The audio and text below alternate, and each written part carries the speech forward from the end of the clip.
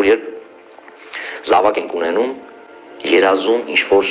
անուն ենք լսած դինում,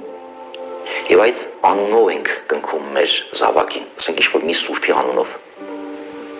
բայց մենք մեր զավակին չենք դաստիարակում այդ սուրբի անցած փորձառությամբ, հավատքի, հղացքով, առաքինություններով,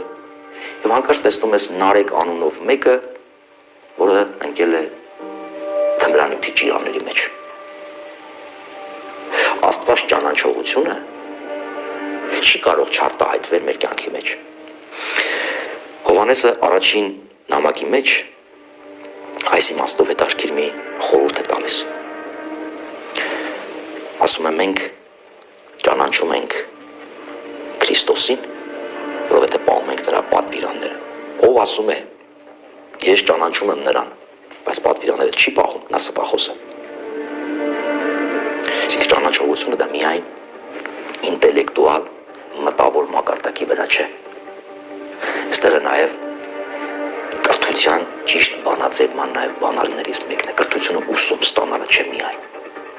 այլ այդ կրթությունը ինչպես է արտահայտվում մարդու կյանքում, նրա նկարագրի, խառնվածքի, դիմագծի ձևավորման և կյանքի փորձառության մեջ։